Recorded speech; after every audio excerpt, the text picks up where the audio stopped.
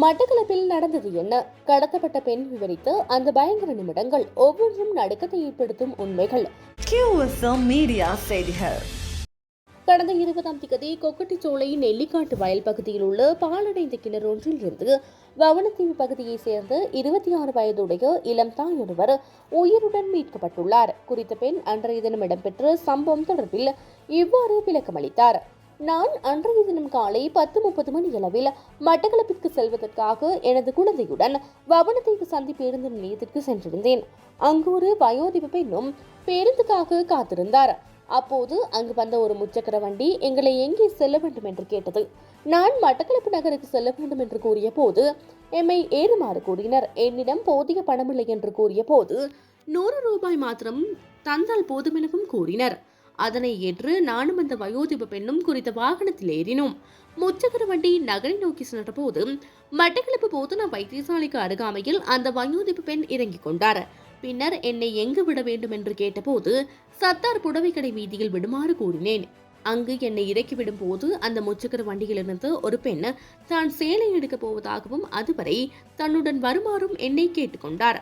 நான் புடவை கடைக்கு முன்னால் காத்திருப்பதாக கூறினேன். நான் குழந்தையுடன் அருகில் இருந்த நகைக்கடைக்கு சென்று அடகு வைத்திருந்த தங்க மோதிரத்தை 24,000 ரூபாய் பணம் செலுத்தி மீட்டுக் கொண்டேன். மீண்டும் அந்த பெண் சொன்ன கடைக்கு வந்து பார்த்தபோது அவர் முச்சக்கர வண்டி ஓட்டுநருடன் தொலைபேசியில் பேசிவிட்டு எங்களை மணிக்கூட்டு கோபுர பகுதிக்கு வருமாறு கூறினார். நானும் அந்த பெண்ணும் அங்கிருந்த மணிக்கூட்டு கோபுரம் நோக்கி சென்று மீண்டும் அதே முச்சக்கர வண்டியில் ஏறினோம். தொடர்ந்து முச்சக்கர வண்டி பொதுசந்தை வீதி வழியாக சென்று ஓரிடத்தில் நின்றது. அங்கிருந்து பிரதான பேருந்து நிலைய வீதியூடாக வவுணத்தீவு நோக்கி பயணித்தது. வளையிரவு பாலத்தை கடக்கும் போது அந்த பெண் 3 குளிர்பான போத்தல்களை வாங்கினார். எனது மகளுக்கும் அவருக்கும் பச்சை நிற குளிர்பானத்தையும் எனக்கு விளாம்பர குளிர்பானத்தையும் தந்தார். நான் அதை பருகினேன். வவுணத்தீவு சந்தியில் அந்த பெண் இறங்கிக் கொண்டார். அதன் பின்னர் இளைஞர் ஒருவர் கையில் கத்தியுடன் முச்சக்கர வண்டியில் ஏறினார். அவர் ஏன் கத்தியுடன் ஏறுகிறார் என்று நான் கேட்டபோது மாட்டிற்காக புல் வெட்டுவதற்காக செல்வதாக கூறினர்.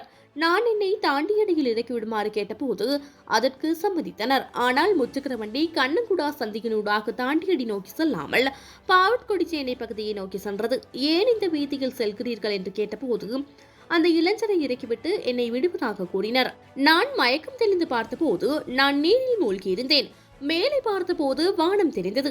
வீட்டில் வெள்ளமேறி விட்டதா, ஏன் வானம் தெரிகிறது என்று குழப்பமடைந்த நிலையில் தப்பிப்பதற்காக நீரில் மூழ்கி எழுந்தேன். 2-3 முறை நீரில் மூழ்கி எழுந்த பின் அம்மா அம்மா என்றும் எனது கணவரின் பெயரையிட்டும் சத்தமிட்டேன். மீன் பிடிக்க சென்றவர் இவ்வளவு நேரமா என்ன செய்கிறீர்கள் என்று கத்தினேன். அதன் பின்னரே எனது பிள்ளையை தேடி அலறினேன். அப்போது யாரோ ஒரு சிலர் வந்து எனது கையில் கயிற்றை கொடுத்து என்னை காப்பாற்றினார்கள் என தெரிவித்துள்ளார்.